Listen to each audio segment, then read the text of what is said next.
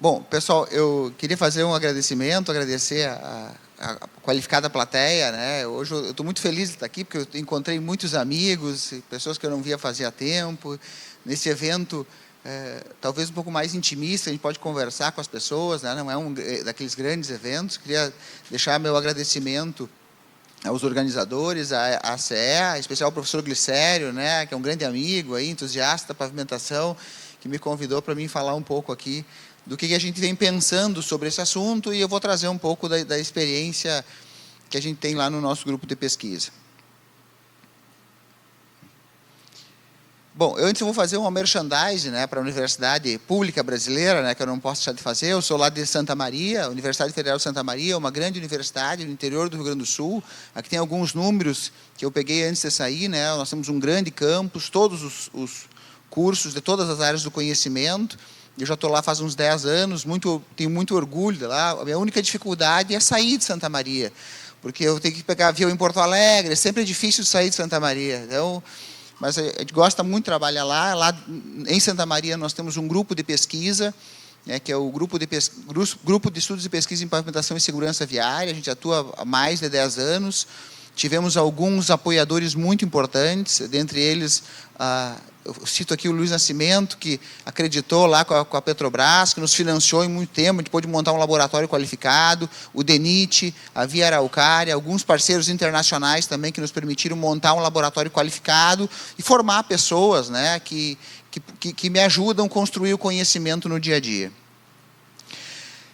Eu começo a minha apresentação com essa lâmina que parece básica, assim, e eu daria para passar a tarde inteira, né? Que é uma lâmina que de vez em quando a gente tem que retomar, assim. Hoje de manhã eu brinquei com o Glicério e disse: olha, Glicério, tem coisas que nós aprendemos na década de 70, 80 e que continua igual. Se a gente fizer daquele jeito, vai funcionar, né? Essa aqui é uma figura que começou a aparecer na literatura, talvez na década de 60 ou 70, e ela continua muito viva hoje, e são conceitos básicos da pavimentação. O que entra num pavimento? Propriedades de materiais, clima, tráfego. Propomos uma estrutura. A principal resposta que o pavimento nos dá é a deformação que ele sofre. Esta deformação, nós podemos transformar ela em em defeito. Como é que você transforma isso em defeito? Você transforma isso através de uma função de transferência. Cada metadimensionamento faz isso aqui que a gente está vendo. Então, qualquer metadimensionamento decente do mundo faz esse processo. Até aqui é uma parcela puramente mecânica, com alguns pressupostos, e essa é uma parcela empírica, que é o maior patrimônio do metadimensionamento. Então, quando a gente transforma deformações em defeitos, nós estamos pensando em 2 ou 3 defeitos principais. Os principais defeitos que a gente trata são trincamento por fadiga e deformação permanente. Irregularidade também, trincamento térmico também, trincamento de cima para baixo também, mas os 2 principais do Brasil são trincamento por fadiga e deformação permanente. Então, tudo que a gente faz em qualquer escala do pavimento estão ligadas essas 2 coisas, trincamento por fadiga e deformação permanente, além da rigidez, que vai nos dar essa resposta mecânica do pavimento. Então, esse é um entendimento muito importante, e eu sempre começo as minhas palestras com essa lâmina aí, né, para mais ou menos colocar todo mundo no mesmo patamar. Então, essa é uma outra figura, que foi do meu orientador lá na França. Ele publicou essa figura, depois saiu no livro em 2005, mas ele publicou na tese dele, na década de 80. Quando eu vi essa figura, quando começou a internet, eu vi essa figura, e eu não entendi o que ela queria me dizer. Eu sabia que ela era importante, eu sabia que ela tinha muita informação boa, mas eu demorei alguns anos para compreender ela, né? E o pavimento, assim, na engenharia civil, a gente é muito doutrinado a falar em termos de resistência. E o problema do pavimento, ele está muito ligado à deformabilidade, não à resistência. Claro que também a resistência, mas muito mais a deformabilidade. Então, essa figura nos mostra que a relação que a gente tem... A relação que a gente tem entre o número de ciclos e as deformações sofridas. E dependendo dessas 2 variáveis aqui, de como esse pavimento está se comportando, eu vou ter um tipo de defeito, ou outro tipo, ou nenhum defeito, né? Por exemplo, se eu tiver nesse domínio aqui, com poucos ciclos de carga e deformações pequenas, uma grande rigidez do material, por exemplo, eu não vou ter dano nenhum. E é aqui que a gente mede rigidez do material. Então, quando a gente mede rigidez, nós estamos trabalhando com pequeníssimas deformações e sem dano nesta região aqui. Quando eu começo a repetir muita carga, eu venho para essa região, que é a região onde o material sofre fadiga. Agora, se eu tenho uma temperatura muito alta, por exemplo, e deformo, a rigidez do material cai, eu deformo muito o material, eu começo a estar na região da deformação permanente. Então, isso aqui, esse gráfico ele é muito importante. Porque quando a gente vai propor um ensaio, vai testar o material, eu tenho que estar na condição mais próxima daquele defeito que eu estou buscando. E às vezes a gente faz uns atalhos, assim. E daqui a pouco vai aparecer alguns atalhos que foram feitos, que a gente precisa, às vezes, fazer alguns atalhos, mas não respeita necessariamente esse processo. Então, nessa lâmina eu falo um pouquinho que conhecer a rigidez do material é algo muito relevante. Porque a rigidez, ela condiciona o meu estado de deformação. Então, você ter uma base mais rígida pode levar ao sucesso do seu pavimento, mesmo que a mistura asfáltica seja ruim. E o contrário é verdadeiro. Você pode ter uma boa mistura asfáltica, mas se você tiver uma deformabilidade exagerada no pavimento, o seu material vai romper, e não é por um problema do material, é um problema da estrutura do pavimento, como um todo. Então, nós temos as deformações permanentes, né? E aí nós temos vários tipos de deformação permanente, e essas duas aqui, que são mais ligadas ao material asfáltico, né? Que é a redução do volume, por falha de compactação, por exemplo, nós podemos ter um leve afundamento por falha de compactação, problema executivo, ou esse outro problema de cisalhamento. Então, às vezes, no campo, a gente olha isso aqui e já mais ou menos imagina o que está acontecendo. Esse aqui é o defeito, e aqui tem a primeira coisa aqui que eu queria, eu faço esse X aqui em cima, que é uma quebra de paradigma, né? Que a gente sempre aprendeu que deformação permanente em mistura asfáltica se faz com pedra, melhorando o esqueleto mineral. Isso não é mais uma verdade. Eu lamento dizer para quem acredita nisso, isso não é mais uma verdade, nós já testamos 1000 vezes no laboratório, todo mundo está testando por aí. O grande culpado pelas deformações permanentes hoje é o Cimoso. Não é o Cimoso, é o ligante asfáltico, viu, Cimoso? É o ligante asfáltico que hoje tomou um protagonismo por aquilo que você falou, né, Cimoso? Porque depois do final da década de 90, nós começamos a ter modificações. E aí isso mudou completamente a história, eu vou falar um pouco disso na sequência. E esse é o outro problema que acontece muito, né, nos nossos pavimentos, que é o problema mais complicado que a gente tem, que é o problema da fadiga. Então, a fadiga, ela é a perda de integridade do material, o material vai perdendo rigidez, vai mudando o estado inicial de tensões, até que aconteça uma separação de fases. E aí todo o meu cálculo teórico deixa de funcionar. Porque o meu cálculo teórico, eu imagino que o material tenha uma rigidez, seja uniforme, e quando o material trinca, e mesmo que a trinca não seja visível, ele se comporta de maneira diferente. Ele distribui carga de maneira diferente. A maneira muito eficiente de fazer isso foi inventada na década de 50, é a viga Benkelman, que é um termômetro. Então, quando o material começa a perder rigidez, eu já sei que ele está sofrendo fadiga. E é uma maneira muito, muito bacana de medir qualidade de pavimento, que a gente já sabe fazer isso há mais de 50 anos. É uma ferramenta muito interessante. Então, ele vai perdendo rigidez até que aparecem as fissuras visíveis. Quando aparecem as fissuras visíveis, o processo terminou. Ele não está começando, ele terminou o processo. Ele separou as fases e aquele material não consegue mais dissipar as tensões. Bom, essas eram as preliminares da pesquisa, da minha apresentação, para colocar, eu tenho 1 hora para falar, normalmente eu nunca tenho 1 hora para falar, eu coloquei essas lâminas para mais ou menos dar uma nivelada no conhecimento. Olha, é isso que a gente precisa saber para começar a conversar, pessoal. Pelo menos do meu ponto de vista. Assim. Então, a primeira coisa que a gente faz é, por que a gente estuda os materiais do revestimento? Né?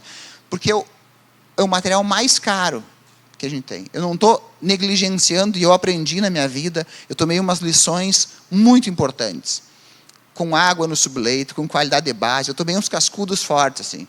Mas o revestimento asfáltico continua sendo o material mais caro, principalmente nos orçamentos. Né? Quando a gente faz o orçamento, às vezes muda um pouco da base, muda um pouco aqui, muda um pouco lá, mas o que manda mesmo é o preço do asfalto. De 2014, custava R$1.000 a tonelada, nós estamos perto de 6 hoje. Então, é um material que a gente tem que olhar com muito cuidado.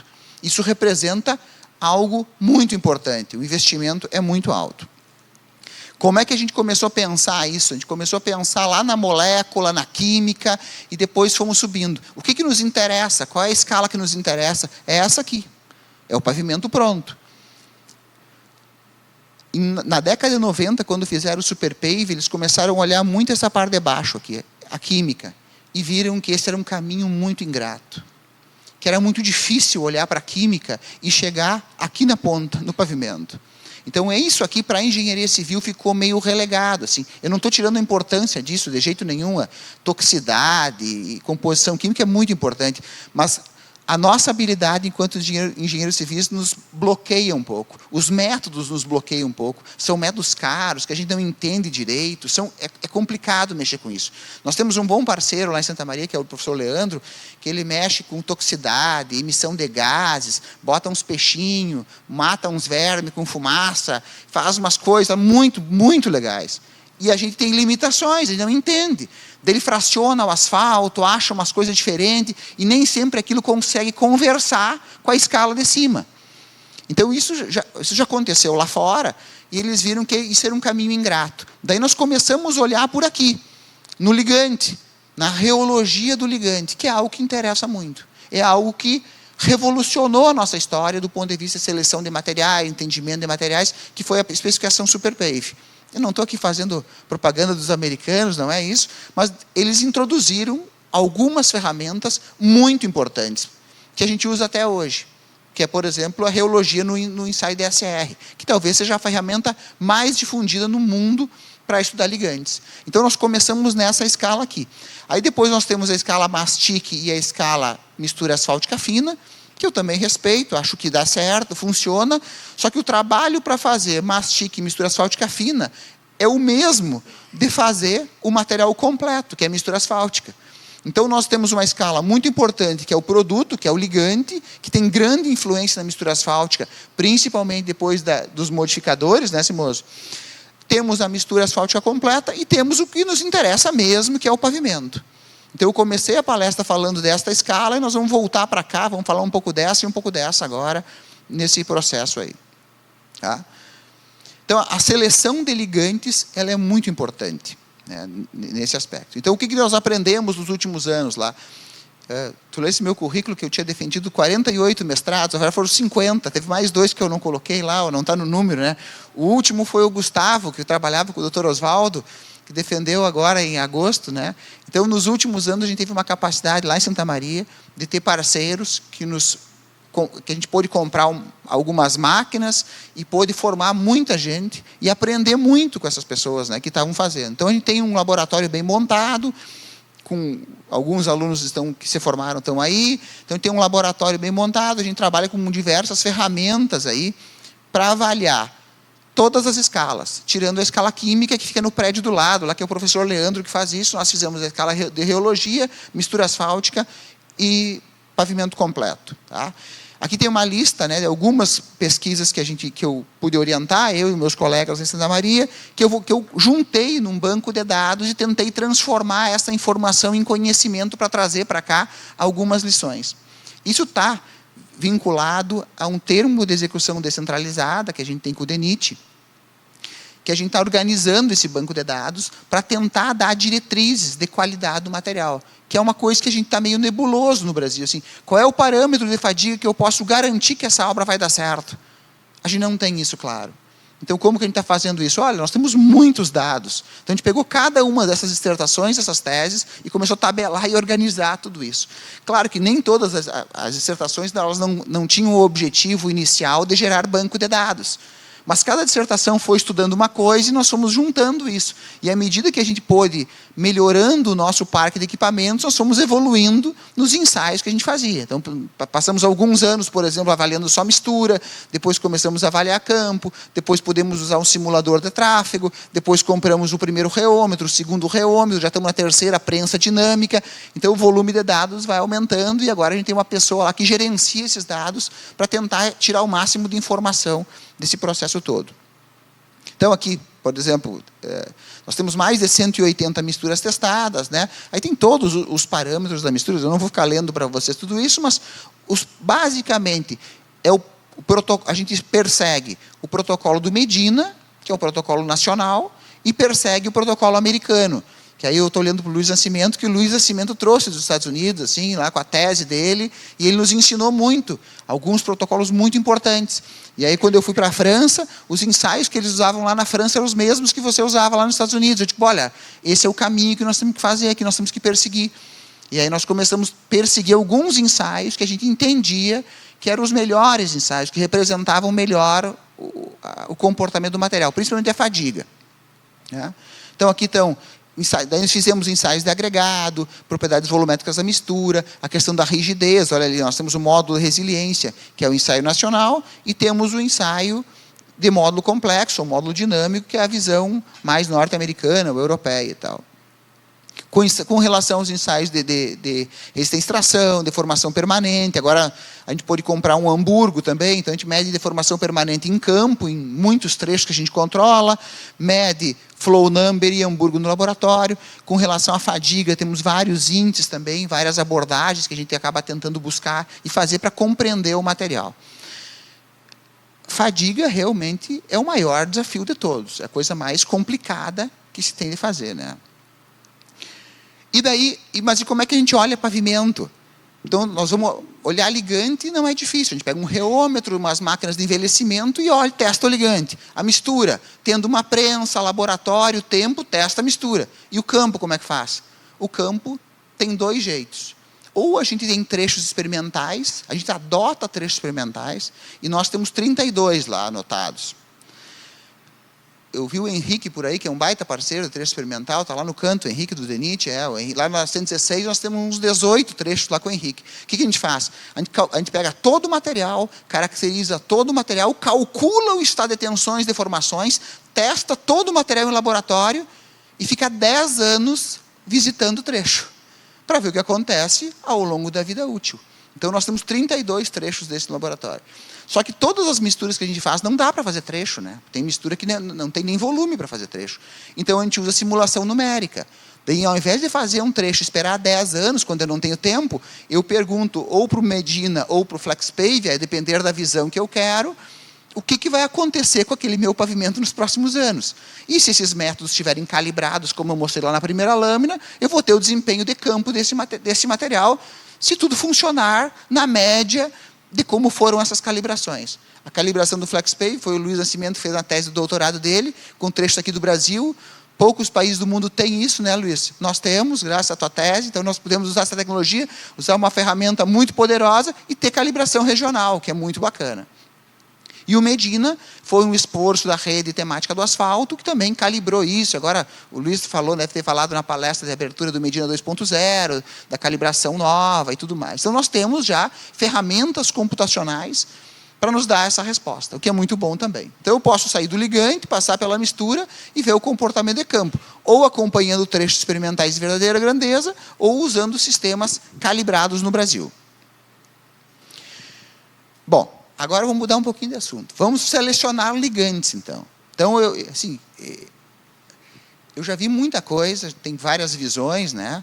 O que eu gosto muito é essa visão da especificação SuperPave. A especificação SuperPave, ela nos dá propriedades mínimas do material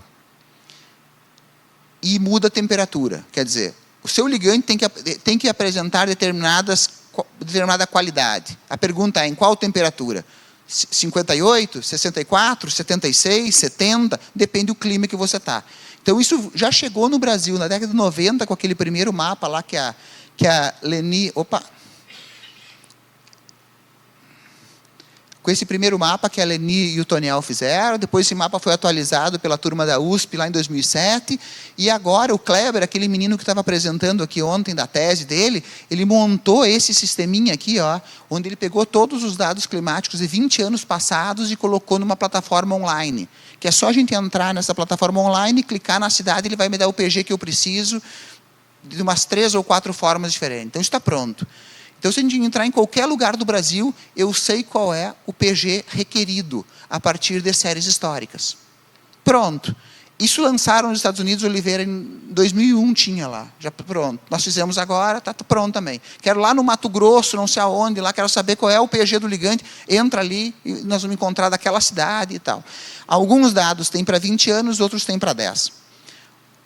Então, isso aqui para mim é o primeiro passo, que a gente tem que olhar a temperatura da onde nós vamos aplicar o nosso ligante. Problema disso. O problema é que as temperaturas estão subindo. E as ondas de calor estão aumentando. Isso aqui são dados climáticos de 20 anos. Olha o que aconteceu aqui em João Pessoa, ó, pessoal. Isso aqui são ondas de calor. Temperatura acima de 5 graus por 5 dias consecutivos. João Pessoa tinha uma onda de calor lá, daqui a pouco tinha outra. Mas olha o que aconteceu nos últimos 3 ou 4 anos. Porto Alegre está sofrendo menos onda de calor. Que bom, né, Glicério? Só que nós estamos tomando chuva todo ano. 2023 teve enchente, 24 teve enchente, 25 teve enchente. Agora diz que o El Niño desse ano vai ser muito forte. Se preparem. Então, cada um com seus problemas, né? Mas o Brasil geral está tendo mais ondas de calor e está aumentando. Então, aquele mapa anterior que a gente olhou para trás, para olhar o ligante, eu pergunto, será que é suficiente? Nós deveríamos olhar para frente, né? Mas a gente sempre aprendeu a olhar para trás e repetir, né? Senhor, o padrão é esse, vamos olhar. Hoje eu acho que não chega mais. E por que isso é importante? Porque se a gente usa a metodologia SuperPave é consolidada. Então, como é que eu justifico num projeto, por exemplo, que a temperatura requerida é 64, mas eu quero usar um 70? Bom, aqui tem uma pista de como fazer isso. A temperatura vai subir. E nós vamos precisar usar, no futuro, ligantes de melhor qualidade. Bom, quais são as ferramentas que a gente usa para avaliar ligante em laboratório, né? Aqui estão 2 ferramentas da metodologia SuperPave, o forno RT-FOT, né? E o forno PAV, né? Para envelhecer a curto prazo e a longo prazo. E essa aqui talvez seja a melhor ferramenta para avaliar ligantes asfálticos, que é o reômetro DSR. Então, esse reômetro, assim como a gente mede, vai lá com o FWD, com a viga Benkelman, ou com o caminhão que mede contínua a deflexão de pavimentos, ou como a gente mede rigidez de mistura asfáltica no laboratório, esta máquina mede rigidez de ligante. E essa máquina não foi inventada para ligante. Ela é da indústria do polímero, do plástico. A gente usa uma moedinha de ligante e ele mede o módulo torsional. Então, para mistura asfáltica, a gente mede o E, que é a relação entre tensão e deformação, a compressão ou a tração. Aqui é acisalhamento. Esse ensaio ele foi escolhido porque o ligante não dá para medir E, porque ele não consegue montar uma pecinha de ligante, porque ele derrete, ele escorre. Então, ele precisa ser desse formato. Então, essa máquina ela mede uma propriedade fundamental do material, que é a rigidez e o ângulo de fase, que é o retardo entre o carregamento e o retorno. E eu posso programar essa máquina para fazer ensaios de fadiga e ensaios de deformação permanente. Então, esta é uma máquina universal para ligante. Ela nos dá propriedades de fadiga, deformação permanente e rigidez, que são as 3 coisas mais importantes que eu preciso saber para avaliar ligante asfáltico. Evidentemente que apareceu as máquinas de envelhecimento antes, porque eu tenho que acertar isso com a condição de envelhecimento, né? Eu preciso ou envelhecer a curto prazo ou a longo prazo. Há uma tendência aqui no Brasil da gente fazer só envelhecimento de curto prazo. Porque a gente entende que tanto a fadiga quanto a deformação permanente, elas começam logo que o pavimento é aberto, então logo depois que ele passou pelo processo de usinagem. Apesar de que a fadiga vai ser mais crítica quando o pavimento é muito envelhecido. Mas você não precisar ter um dos fornos é uma grande vantagem, né? Então, fazer ensaio de fadiga logo depois que o pavimento foi aberto ao serviço é uma grande vantagem operacional, vamos dizer assim. Então, essas propriedades a gente consegue medir no reômetro, né? Fadiga, deformação permanente e rigidez. E aí nós começamos a brincar lá no laboratório, né? Com algumas teses, dissertações, para ver se isso conversava, a mistura conversava com o ligante. Se olhar o ligante, era suficiente para mim prever o que acontecia na mistura, e se esses ensaios que eu estou achando aqui, que são os ensaios avançados e tal, e são os bons ensaios, se isso dava certo. Então, nessa tese aqui, nós pegamos ligantes de 8 ou 9 refinarias brasileiras, o doutor Oswaldo arrumou para nós um ligante lá da Bahia, o outro fornecedor arrumou um ligante do Amazonas, e assim nós somos. Teve um ligante que nós pagamos um taxista para despachar para nós o ligante, porque não tinha quem levasse. Aí nós conseguimos o ligante, ligamos para um taxista, ele levou lá e despachou para nós, chegaram umas latas lá no laboratório, e aí a gente fez os ensaios e deu tudo certo. Olha só, rigidez com rigidez, 0,79. Flow number, preditor de deformação permanente versus JNR, que é o preditor de deformação permanente de ligante, 0,75. Preditor de fadiga, FFB contra FFM, mistura ligante, 0,76. Esses são os números da literatura. Então, essa foi uma pesquisa onde a gente deixou tudo igual, usou só ligante convencional e mudou o ligante. O esqueleto petro é exatamente igual. Nós conseguimos prever mais ou menos com 70% de chance das coisas darem certo, escolhendo um bom ligante. O preditor de ligante funciona. Claro, essa pesquisa de doutorado ela foi feita com este fim. Se eu pegar 20 misturas aleatórias, claro que não vai dar isso. Claro que não vai dar. Mas essa pesquisa foi planejada para buscar esse tipo de informação. Então, a gente viu que a gente já tem preditores de ligante que conseguem nos dar alguma segurança ou conseguem nos dar algum indicativo do que vai acontecer com a mistura. Tá? Essa aqui é uma parte muito interessante. É uma tecnologia francesa que a gente consegue medir propriedades do ligante e consegue reconstruir a mistura. Se eu tenho 10 ligantes caracterizados no reômetro e uma mistura asfáltica com algum daqueles ligantes, eu posso, a partir das propriedades do ligante, fazer as 10 misturas asfálticas acontecerem, ter as curvas mersas, todas as propriedades da rigidez, sem fazer os ensaios. Né? Para testar, por exemplo, para saber se aquilo vale a pena investir ou não vale a pena investir. Então, já existe muita tecnologia. Isso aqui chama-se modelagem reológica. Esse aqui é um modelo reológico, modelo 2S2P1D. Então, daria para falar uma tarde inteira sobre esse assunto aqui. Esse aqui é aqui que eu vou voltar a falar daquele paradigma, né? Que a gente mexendo com pedra, a gente resolve os problemas de deformação permanente. Isso acabou. Nós temos aqui, nessa tese, que é a tese do Fernando Boeira, que está aí, e a tese do Pedro Orlando, na dissertação do Pedro, eles testaram 25 misturas asfálticas diferentes. Um agregado de boa qualidade, faixa B, faixa C, usando Bailey, sem Bailey. Olha, fizeram tudo o que podia com o esqueleto mineral, Glicério. Botaram pedra 1 polegada, tirava a pedra, fazia até mistura que eu acho que nem dava para ir para campo, que era tanta pedra que não iam conseguir executar.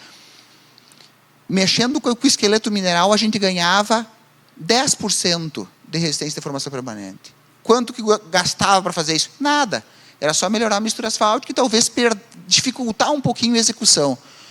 Mexendo com o ligante, nós passava de um flow number da ordem de 120 para 10 mil. Vou fazer a propaganda para ti, viu, João? Propaganda gratuita. Nós testamos aqui 6 misturas com Raima. Foi desolador as misturas com Raima. Porque todas elas deram o máximo que a máquina dava. Então não deu informação nenhuma. Tu podia mexer com qualquer agregado que dava sempre 10 mil, 10 mil, 10 mil, 10 mil. De, o que eu faço com esse dado agora? Né? Então, claro que, assim, vou falar bem do meu estado, né? O gaúcho é sempre... Assim, lá no Rio Grande do Sul, os agregados são de boa qualidade. Abrasão baixa, sanidade baixa, agregado todo britado e tal e tal. Uma vez eu comecei a conversar com o professor Jorge, por exemplo, disse, não, eu uso essas ferramentas, eu mexo aqui e muda muito o esqueleto e eu consigo um retorno muito bom com o agregado. Só que lá no Ceará eles usavam muita areia, né, Camila? 20% de areia. Nós abandonamos a areia Oliveira que ano? Na década de 90, a gente parou de botar areia. Então, claro, então, são realidades diferentes. Eu estou trazendo o meu recorte aqui do Rio Grande do Sul, porque é onde eu aprendi e onde eu sei. Talvez a gente pegar outros agregados aqui, os resultados vão ser diferentes. Mas a nossa realidade lá é essa, que a gente não tem mais muita margem para mexer com o agregado. Né? Enquanto que com o ligante a gente consegue fazer bastante coisa. E daí começou a surgir um gráfico desse tipo aqui. Ó. A gente quer olhar a qualidade do material... E a gente começou a olhar, então, no mesmo gráfico, uma propriedade, isso aqui é ligante, fadiga do ligante e deformação permanente do ligante. A fadiga medida com o ensaio LAS e a deformação permanente medida com o MSR. Então a gente começou a olhar. Por que a gente olhava esse gráfico? A gente teria que olhar duas vezes. De fadiga e deformação permanente. Um é bom, o outro é ruim, melhora para cá, piora para lá. O que a gente quer? A gente quer o balanço dos dois, né? Ou pelo menos para cada nível de tráfego saber o que você aceita em termos de fadiga e em termos de deformação permanente. E aí nós evoluímos na dissertação da Vitória e do TED para um gráfico desse tipo aqui. Onde a gente inventou classes de ligante, baseado já no que a gente vinha fazendo. Então a gente separou aqui as classes de fadiga e as classes de deformação permanente. O ligante 5E, por exemplo, é o ligante mais modesto de todos. Ele não pode ser usado? Pode. Só que eu não vou colocar ele na 101. Eu não vou colocar ele lá na entrada de São Paulo. Então, cada um vai ter que ser colocado em algum lugar. Como disse um amigo meu, o engenheiro Oliveira, né, Oliveira? Cada festa a gente vai com uma roupa, né, Oliveira? Como tu me disse lá em 2001, né, numa palestra em Santa Maria. Então, aqui é a mesma coisa. Cada ligante tem a sua função. Só que eu tenho que saber escolher e isso tem que ser consciente. Isso não pode ser aleatório. E aqui eu consigo, então, encontrar classes de ligante. O que a gente faz? Isso aqui, com o ensaio do PG de alta, para mim saber qual é esse... Vejam vocês aqui, eu vou voltar. Vejam vocês. Aqui eu fiz o ensaio 64. Eu estou pressupondo que minha obra é 64. Então, se eu sei o PG de alta, faço o ensaio de MSR, eu consigo botar nesse eixo aqui, e lá eu vejo a fadiga, eu já sei se meu ligante está mais para lá ou mais para cá. Se isso está de acordo com a minha expectativa. Significa que se você escolher bem o ligante, tudo vai dar certo? Não. Significa que se o resto funcionar, a chance de dar certo é alta. Mas se você não dosar bem, não executar bem, ou o projeto estrutural não estiver bom, continua não funcionando. Mas a chance de você adequar o ligante e funcionar é grande, né? Daí aqui um exemplo, né, do que a gente tem feito lá. Esse aqui é um trabalho de uma menina que defendeu esse ano, a Jéssica, e nós pegamos madeira de eucalipto, produzimos lignina, que é um biomaterial, a partir de que é mais ou menos assim, a gente ferve o eucalipto, a indústria de celulose faz isso, ferve o eucalipto para tirar polpa, para fazer madeira, papel craft, sobra um tal de licor negro, que é um licor com ácido, com base. A gente pega esse licor negro, coloca ácido, ele se transforma em água e sobra esse pozinho aqui. Esse pozinho é lignina, que é a cola, o polímero natural da madeira. Aí nós misturamos isso com o ligante para ver o que acontecia. Então nós produzimos isso em laboratório, lá na Santa Maria tem uma unidade piloto na universidade que produz papel. E a gente pegou o resíduo, produziu, fez isso acontecer, misturou num misturador de bancada, envelheceu, fez o ensaio DSR e plotamos aqui. O ligante original está aqui. Quando a gente processava o ligante, deixava 1 hora nessa batedeira aqui, misturador de cisalhamento de laboratório, ele vinha para cá. Quando a gente colocava 3% de lignina, ele vinha para cá, 6% de lignina, 9% e 12%. Está claro o que a lignina aconteceu. A lignina fez o meu material correr para a esquerda, melhorou a deformação permanente, e quando eu passo de 6%, melhorou a fadiga. Então, fiquei com a boca nas orelhas. Olha, isso aqui pode dar certo. Quer dizer, então, esse gráfico me ajuda a olhar materiais também, classificar, mas olhar o processo que está acontecendo dos materiais. Ontem alguém falou aqui no gráfico do Glover Howe, né, que é uma ferramenta muito parecida com essa. Só que o gráfico do Glover Howe, ele tem uma... Eu não posso falar isso, né, assim, em público. Mas ele mede parâmetros de rigidez para inferir sobre fadiga e deformação permanente. Nesse gráfico aqui, nós estamos olhando um parâmetro de deformação permanente e um parâmetro de fadiga. O LAS não é bem fadiga. É uma fadiga acelerada. Não é bem uma fadiga verdadeira. Porque senão, para mim fazer fadiga verdadeira, eu ia levar 1 semana ou 2, e daí o ensaio ia perder a praticidade. Mas ele emula o processo de fadiga, e o MSR é o ensaio de deformação permanente. Esse aqui é outro gráfico, pessoal. Esse aqui é controle de qualidade de uma obra brasileira, onde esses ligantes, todos que estão aqui, têm o mesmo preço e a mesma especificação nacional, e o cliente comprou pelo mesmo preço. E daí eu posso ter, numa determinada data, me entregar, Numa determinada data, eu recebi esse ligante. Em outra data, eu recebi aquele ligante. Ele vale o mesmo preço? É o mesmo ligante, com a mesma especificação. O dono da obra não sabia, o vendedor acho que também não sabia, mas eles estão trabalhando com coisas muito diferentes. Então, para controle de qualidade, isso também serve. Para a gente ficar olhando como o que nós estamos recebendo. Mas tem que ter reômetro, o negócio é caro. Caro, eu não sabia dessa informação, né? Caro, eu não ter essa informação para mim tomar uma decisão. Bom, então falamos um pouquinho de ligantes. Agora vamos começar a falar um pouco de misturas. Mistura de dosa, faz a dosagem, né, para deformação permanente, para fadiga. Nós começamos a falar lá em 1943 do Bruce Marshall, que ele disse que o volume de evasivos era 4% em 1943, e depois da década de 90 ele continuou com os 4% O cara era um gênio, né? O cara era um gênio. Continuou com os 4% na dosagem SuperPave, e hoje nós estamos falando muito em dosagem balanceada, né, que é basicamente a gente mexer nos materiais e ter ensaios que consigam captar fadiga e deformação permanente. Essa é a lógica da coisa. Então, como é que nós estamos olhando para a mistura asfáltica? Rigidez. Nós podemos... Rigidez. Nós podemos olhar para o ensaio do DENIT, que é o ensaio, né, que iniciou no DENIT, no IPR, em 1979, pelo César Queiroz, que ele trouxe esse ensaio para o Brasil, depois ficou lá na COP, a COP difundiu isso para o Brasil inteiro, né, que é esse ensaio aqui, que é o que está no Medina, ou podemos usar esse cara aqui, que é o ensaio de módulo dinâmico ou módulo complexo, que é como os americanos fazem. Os laboratórios franceses usam essa mesma lógica aqui, só que eles fazem lá a tração, não só a compressão. Só que a tração é uma trabalheira, porque o ensaio tem que ficar colado na prensa uma semana. Tu leva uma semana para fazer um corpo de prova. Produtividade zero. E o ensaio a compressão, tu consegue fazer 10 ensaios por dia. Ou 10 ensaios numa semana, mudando as temperaturas.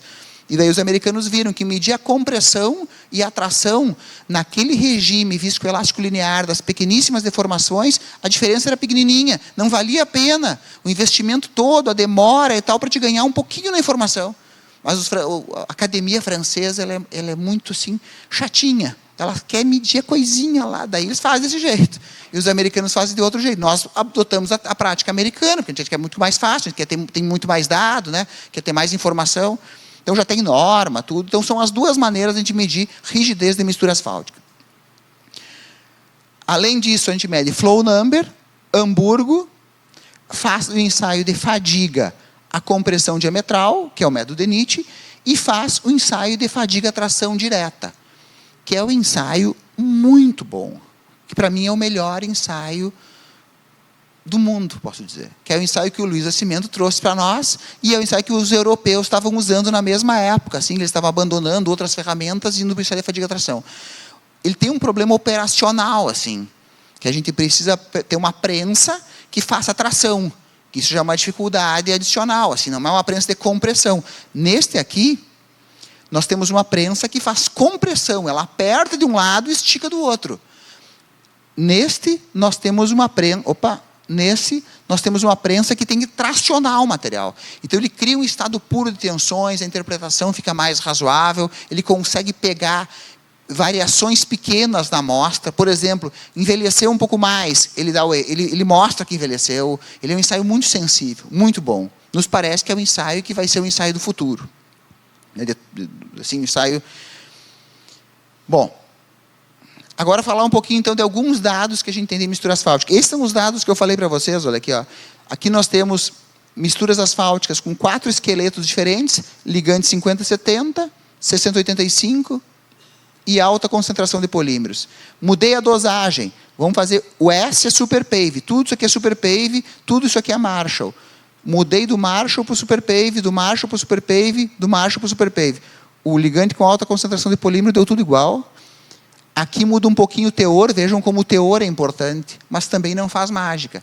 O teor, né, dosado com SuperPave, dá um teor mais baixo, dá uma resistência um pouco maior, cai um pouco, mas a gente viu, aqui, nessa tese, a gente viu que o ligante realmente era muito importante. Pessoal, todas essas teses, tudo isso que eu estou falando, saíram das teses, das dissertações dos meus alunos, estão lá no repositório da UFSM, é Manancial o nome.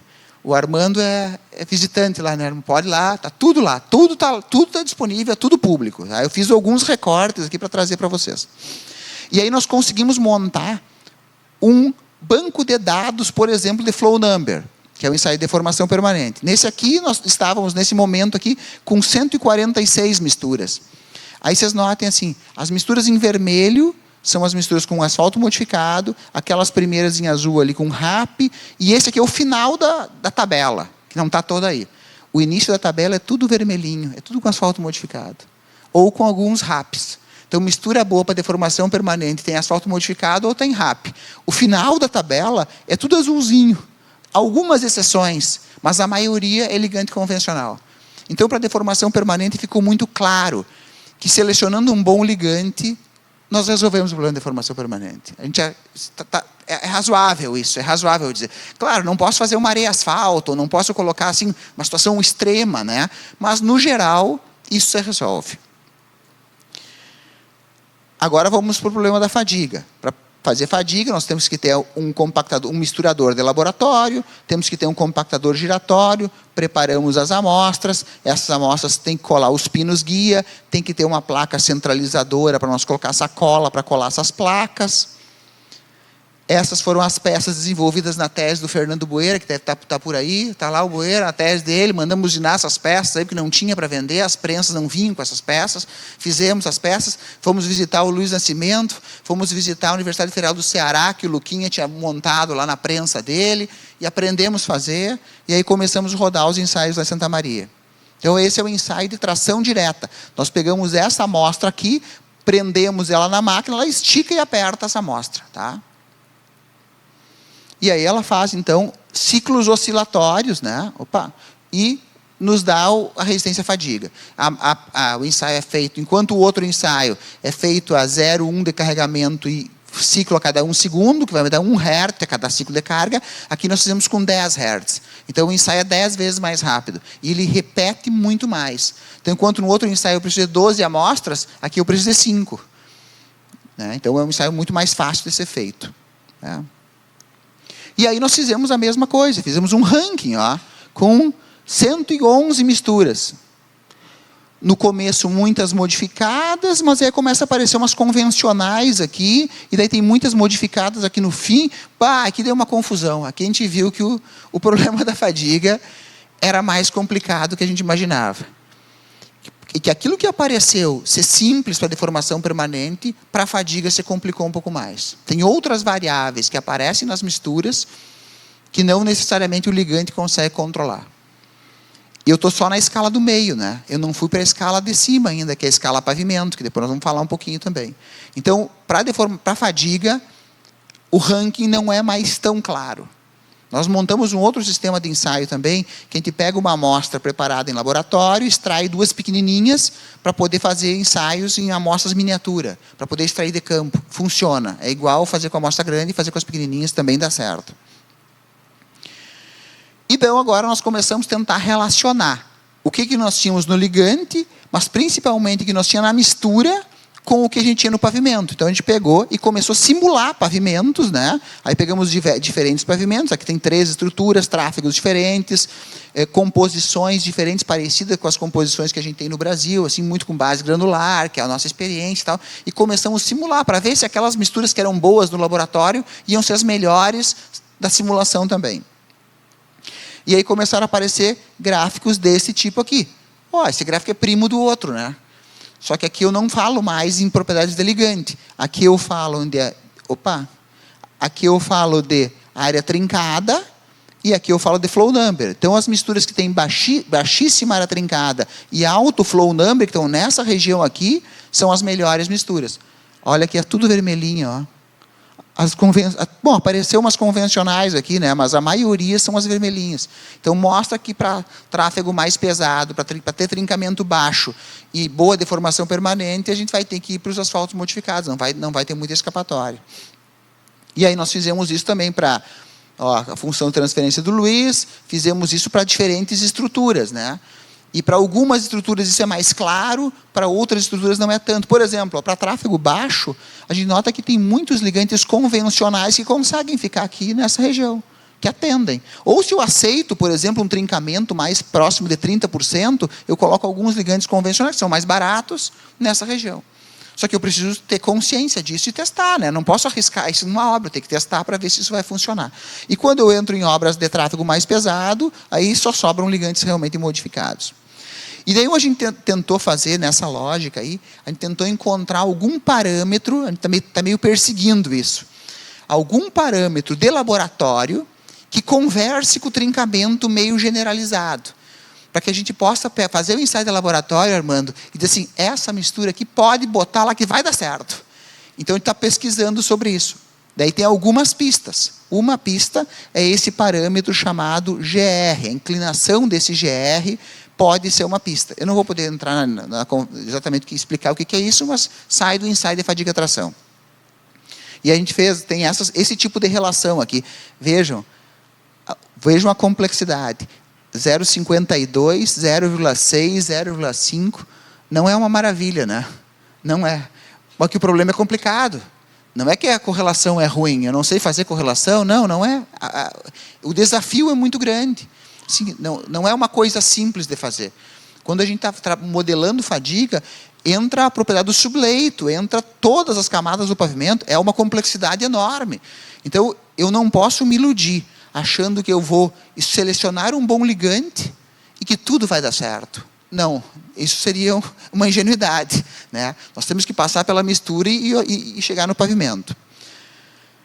Bom, então fizemos também, aí trocando, né, a área trincada, para mim não precisar simular o pavimento, eu boto o delta e consigo ter qualidade de mistura para cada nível de tráfego que eu testei aqui. Na visão do Medina, esse aqui é o banco de dados que a gente tem lá em Santa Maria. Esse aqui é o banco de dados original que a COP mostrou. Isso nos deixou um pouco preocupados quando a gente viu. A gente está discutindo isso com o pessoal da COP, inclusive, porque lá eles tinham uma distribuição mais homogênea nas classes. E as nossas misturas dão todas aqui, ó, tudo classe 4. Então, elas não estão separando bem. O que nós estamos vendo, Luiz? Por exemplo, quando a gente usa ligante altamente modificado, ó, ele está indo lá para o canto. Isso a gente já viu, parece uma tendência. Mas a gente não está tendo uma distribuição em todas as classes. Então, tem mistura que a gente está vendo que é ruim, não é uma mistura de boa qualidade, a gente não está captando isso com essa lógica aqui. Estamos avançando, queremos aprender mais sobre isso e tentar trazer isso. Bom, aí fizemos as classes, fizemos a mesma lógica da anterior, né, com esse tipo de gráfico para olhar a deformação permanente e fadiga. E aí nós começamos a testar um indicador, um preditor, que era o MR versus FFM. É o módulo versus um preditor de fadiga. Por que a gente está olhando para isso? Porque o módulo condiciona a deformação do pavimento. Então, quando eu vou comparar duas misturas, mas elas vão ser no campo submetidas a deformações de tração diferente, eu não estou fazendo a mesma comparação. Então, a gente fez uma estatística aqui e tal, e nos parece que esse indicador aqui pode ser um indicador promissor. Pode ser um indicador promissor. 0,6, 0,5, 0,5, nessa ordem de grandeza. Essa aqui são resultados da dissertação do Gustavo. Ele fez ensaios de fadiga. O Gustavo fez ensaios de fadiga. Mistura convencional, alto teor de polímero, e nós exageramos na dose. Tipo assim, a dosagem era 5,5, nós botamos 6, 6,5 e 7% de ligante. Para ver o que acontecia. Os flow numbers eram tudo 7.200. Fizemos o Hamburgo, deu uma escorregada no Hamburgo, porque nós fazemos uma arte aqui. Nós fizemos uma mistura fina, porque nós estávamos perseguindo, nós queríamos, vamos fazer a melhor mistura fadiga que a gente pode. Vamos pegar um ligante altamente modificado, uma massa fina, e botar muito ligante. Funcionou. Se eu olhar para esse gráfico aqui, funcionou. Só que quando eu olho o desempenho em campo, o desempenho na simulação numérica, não funcionou. Por quê? Porque no momento que eu comecei a colocar mais ligante, caiu a rigidez. E a deformabilidade da mistura aumentou e ela acabou trincando mais cedo. Então, aí essa é uma lacuna ainda que nós vamos ter que pensar mais sobre esse assunto. Ou pensar em reduzir a deformabilidade dos pavimentos brasileiros. Por exemplo, com uma base, uma BSM, por exemplo. tirar as bases granulares para tráfegos mais pesados. Daí isso funciona melhor. Aí essas misturas que têm um alto, melhor rendimento, a fadiga vão aparecer mais. Tá? Então, só para mostrar para vocês que isso tem uma complexidade. Assim, isso não me parece que tenha fim. Né? Cada vez que a gente faz uma coisa, abre uma nova janela. Aí. Bom, aí temos aqui de novo essas meu tempo está terminando. Temos esse tipo de gráfico para avaliar as misturas, né? E aí tem outra coisa que apareceu aí, que a Kátia falou ontem, né, na apresentação dela, sobre o protocolo de Kyoto, sequestro de carbono, necessidade de nós pensar o meio ambiente, que o Cimoso falou bastante, né, o Juliano defendeu a reciclagem, asfalto borracha, e então nós temos que começar a olhar as misturas asfálticas não só mais do ponto de vista mecânico, mas do ponto de vista ambiental também. Isso é algo relevante para nós. Então a gente está olhando para isso e diz, tá, mas e como é que eu vou saber? Como é que eu vou saber se a mistura é boa ambientalmente ou não? Então, tem algumas abordagens, né? Quer dizer, como é que eu sei que a mistura ambientalmente é boa ou não? Então, tem 5 abordagens que a gente pesquisou na literatura de formas de fazer isso. Uma delas é através... Bom, essa aqui é a cadeia produtiva do asfalto, isso foi falado de manhã, né? Do berço ao portão, do portão à cadeia produtiva, não vou repetir. Mas as abordagens são mais ou menos as seguintes. A primeira delas é uma análise do ciclo de vida ambiental. Aqui tem uma dificuldade grande, né? Uma dificuldade grande no sentido de a gente ainda tem pouco dado. A gente isso é feito para outros produtos, está um pouco mais avançado, nós estamos aprendendo a fazer isso e nós temos poucos dados. E eu acho que o principal gargalo aqui é o gargalo de campo. Uma mistura asfáltica de boa qualidade, que eu gastei mais carbono para produzir, ela consegue me devolver em irregularidade, por exemplo, e isso vai refletir em consumo de combustível e vai gerar menos carbono durante 15 anos do campo, e eu recupero esse carbono ou não. A gente não tem esse modelo. Então, isso nós temos que correr atrás. Daí nós vamos conseguir acertar essa conta. Então, isso é uma dificuldade, mas é a forma mais completa de fazer, é através de uma análise do custo, uma análise do ciclo de vida desse material, mas só que o ideal seria que a gente fizesse completo. Desde que o asfalto saiu do posto pré-sal, né, Luiz, até ele chegar no final da vida útil e ser reciclado e começar uma vida nova, passando pela etapa de uso, que é uma etapa desafiadora ainda para a gente modelar. A segunda forma é um ACV simplificado, que a gente faz só até o portão. Então, eu pego uma mistura asfáltica, faço o levantamento do carbono dela, de quanto ela gerou, e na hora que ela passa pelo portão da usina, eu carimbo ela. É como de comprar um carro, por exemplo, ou comprar um freezer, e vem aquela etiqueta A, B, C, D. É isso. Então, aqui é mais fácil de fazer. Mas essa é uma informação que, para nós, engenheiros, a gente fica assim, não tem tudo aí, né? Porque se do ponto de vista mecânico elas forem muito diferentes, eu posso pegar uma mistura que é classe A e ela performar mal no campo, por exemplo, eu tenho que fazer uma restauração mais cedo do que uma que for classe C. Né? Então, só essa informação daquilo que é seu da usina pode ser o primeiro passo. Pode ser o primeiro passo, talvez deva ser o primeiro passo, mas não é uma informação completa. Eu devo ter alguma propriedade mecânica que me garanta equivalência de performance. Né? A terceira forma são os tais dos indicadores de impacto. Aqui eu posso, por exemplo, dizer assim, Camila, tinha uma época que a gente só falava em plástico, né? Era só plástico. Depois começaram a falar em microplástico. Parece que botaram um balde de água fria, nossa. Porque, mas nós vamos botar um plástico, se esse plástico não ficar bem integrado, não ficar encapsulado, isso vai acabar soltando e vai ir para o oceano. E a borracha de pneu, quando eu estudei, Cimoso, lá nos anos 2000, estava bem faceiro, o tal da borracha e tal. Disse, mas essa borracha começa a soltar e vai para os cursos d'água, como é que faz? Na verdade, o pneu, quando gasta, né, nós compramos um pneu com um dedo de borracha, aquilo desgasta e vai tudo para não sei aonde. Né?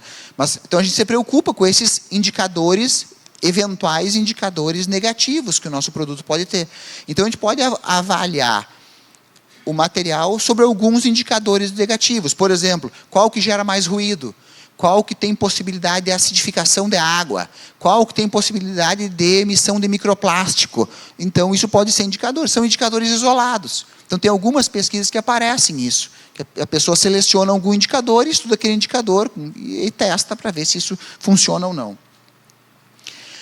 A outra forma de fazer são os benchmarks. 5, tá bom? Os benchmarks são assim, eu pesquiso numa região, por exemplo, eu pego lá 5 ou 6 produtores e vejo qual é a média de carbono que se usa para produzir uma mistura asfáltica. Daí eu digo assim, olha, a minha média para produzir mistura asfáltica é 100. Quem produz acima de 100 está mal.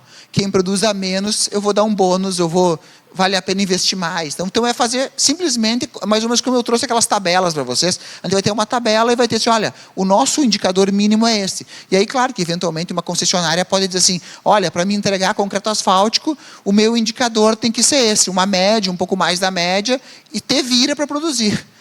Daí o cara tem agregado poroso, por exemplo, ele não consegue. Ou ele tem que cobrir o agregado, ou ele tem que ter uma usina mais eficiente, ou ele tem que botar gás na usina, ou ele tem que fazer pré-secagem do agregado, ou tem que usar energia solar. Ele tem que se virar para diminuir a pegada de carbono dele e chegar naquele padrão que é um padrão de referência. E a última forma de a gente olhar ambientalmente as misturas asfálticas é através da rotulagem. Então, o Simoso falou aqui das rodovias inteligentes, né, Simoso? Lá na França, eles produziram, no sul da França, na região de Granada, eles têm um sistema lá que é publicado no artigo, vocês podem procurar, chama-se Maasai. E eles têm 3 ou 4 classes de mistura asfáltica. Então, tem a classe básica, depois uma classe que usa asfalto-borracha, uma classe que usa asfalto-borracha mais reciclado e uma outra classe que bota sensores inteligentes no pavimento para ver quando que o pavimento tem que ser restaurado e ele chegou no final da vida útil. Então, eles vão dando uma espécie de bônus para as misturas asfálticas, assim, ou pagando mais, ou botando um rótulo ambiental na mistura asfáltica, que é mais ou menos isso aqui.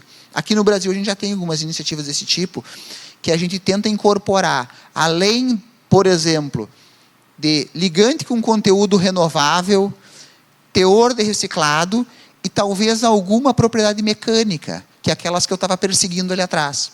Daí a gente consegue colocar todas as misturas asfálticas mais ou menos no mesmo patamar e eu consigo, dentro do mesmo índice glicério, saber se a mistura asfáltica vai ser boa mecanicamente e vai ser amigável ambientalmente. Só que isso, evidentemente, que vai funcionar para um conjunto de misturas teste, para um banco de dados que eu tenho. Eu não posso extrapolar isso demais, senão também não funciona. Tá? Então, são mais ou menos esses caminhos e a minha apresentação é mais ou menos nesse sentido. Então, aqui algumas lacunas e oportunidades, né, desse ponto de vista ambiental, né, a gente tem que ter alguma padronização para fazer os LCAs, isso é muito importante. Integração de desempenho versus sustentabilidade, como eu venho comentando com vocês. Os rótulos a gente pode ampliar, melhorar os dados que a gente tem, coletar mais dados, olhar a questão do clima, da durabilidade, né? Todas as coisas aí são oportunidades que a academia e a indústria vão ter que se preocupar e olhar isso com um pouco mais de cuidado nos próximos anos. Os novos desafios. O clima, na previsão de desempenho, as mudanças climáticas, né, e a atenção ambiental. Acho que esses 3 pontos aí são pontos que a gente deve dar atenção daqui para frente. E, se é possível, a gente discutir sustentabilidade ambiental sem abordar o aspecto mecânico, né? Então, me parece que não, mas eu vou ter que provar isso para vocês em algum momento, né? Eu vou ter que fazer conta para mostrar que talvez os aspectos mecânicos são muito importantes, afinal de contas, eles que fazem a gente intervir menos na rodovia e gerar menos carbono durante o uso, né? E era isso, eu queria agradecer mais uma vez a Petrobras, o DENIT, a Via Araucária, são nossos parceiros, a CAPES, o CNPq, a Universidade Federal de Santa Maria, o meu grupo de pesquisa e os meus alunos aí que produziram esse material todo aí que eu consegui juntar aí para apresentar para vocês. Muito obrigado.